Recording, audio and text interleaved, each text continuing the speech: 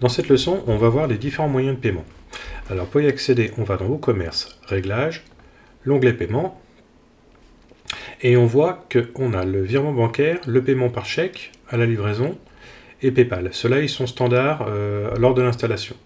Le reste, après, Stripe, c'est ce que j'ai rajouté. Donc simplement en rajoutant l'application officielle de Stripe sur WooCommerce, ça nous installe tous ces petits plugins à installer. Alors, on va commencer déjà par le virement bancaire, voir comment ça fonctionne. Donc, pour l'activer sur le site, il faudra déjà passer par là, le petit onglet. Hop. Maintenant, on fait activer, on ferme. Alors, on active tout d'abord le virement bancaire, comme ça. On va dans configuration. Et là, ici, on voit que c'est déjà activé. Le titre virement bancaire, ça on peut le modifier. Une description pour expliquer au client ce que ça va, à quoi sert le virement bancaire, ou comment ça fonctionne. Les instructions, donc j'ai déjà préparé les petites instructions. Hop, on va les coller ici. Le plus intéressant, c'est de... Puis on va ajouter les détails du compte. Donc ça, c'est ce qui est écrit sur votre RIB. Donc le nom du compte, le numéro de compte, le nom de la banque, code guichet, l'IBAN et le BIC. On peut ajouter différents comptes.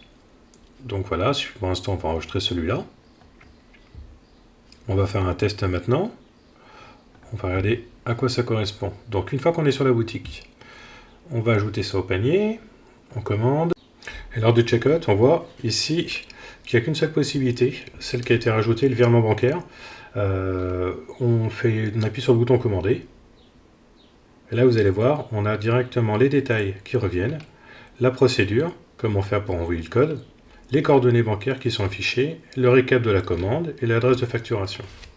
Il y a d'autres méthodes de paiement, le paiement par chèque et le paiement à la livraison. Donc pour activer, on passe par là.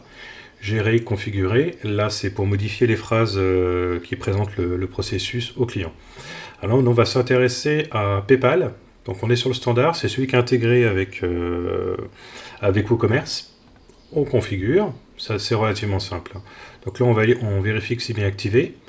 Le titre PayPal, la description c'est ce que verra le client. Donc il y en a déjà une de base qui est mise, qui est intéressante, on peut la réduire, on la modifier. L'email PayPal, c'est l'email du compte qui est rattaché, donc celui de votre client. On peut ajouter le jeton d'identité PayPal, on peut modifier le préfixe de la facture, on peut mettre les initiales par exemple à la place de ça, les initiales de notre boîte. On peut mettre l'URL de l'image, donc on peut mettre une image au moment de payer, où on passe sur la page de PayPal, on peut mettre le logo de notre boîte si vous voulez. Donc là c'est simple, hein, on met juste l'URL en passant par Média, Médiathèque. On va passer, je vais vous montrer, on copie ça, médiathèque, on va sur une image fictive, et voilà, l'URL elle est ici. Donc ça on la copie-colle, et on la remet directement dans les réglages.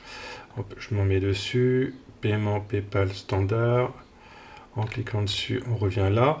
Là, c'est les identifiants de l'API Live, c'est pour effectuer les remboursements auprès des clients en cas de besoin. Donc voilà, il y a des identifiants à récupérer auprès de PayPal.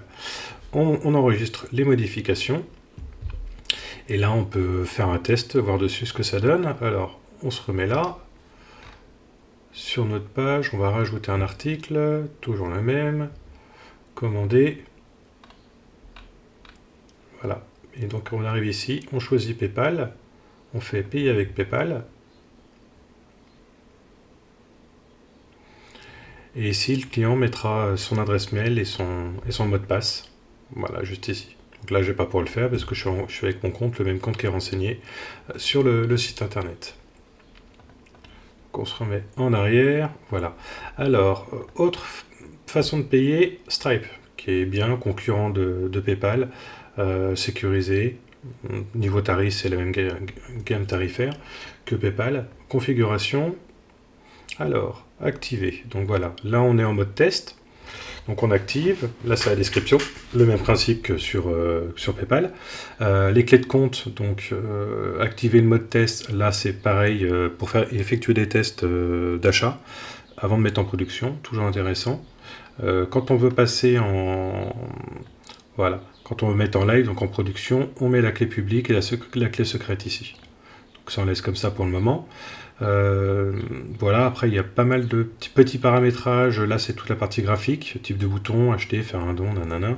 Le thème du bouton, hauteur. On peut modifier ça aussi avec du CSS sans difficulté. Accepter d'enregistrer les cartes de paiement. Voilà, on peut le laisser ou pas. Un journal de débogage. Et on pense à enregistrer les modifications. Donc voilà toute une gamme de moyens de paiement qui sont proposés nativement par WooCommerce. Il y en a d'autres aussi, on ajoute plugins comme Stripe, ça peut être le cas aussi de Viva Wallet ou d'autres plugins qui proposent de la vente en ligne. Autre possibilité encore, plus complexe, et après niveau tarif, c'est à vous de voir. Auprès de votre banque, les banques proposent aussi des solutions qui sont intégrées quasiment toutes, voire je pense toutes, à WordPress et à WooCommerce, où vous passez directement par votre système bancaire pour effectuer que les clients effectuent leur paiement. En général, l'intégration, ça se passe plutôt pas mal. C'est de l'intégration de plugins. Après, bon, il y a des procédures plus ou moins longues, plus ou moins complexes, mais bon, ça se fait tranquillement. Mais bon, après, voilà, il faut avoir beaucoup quand même plus de connaissances techniques pour les faire.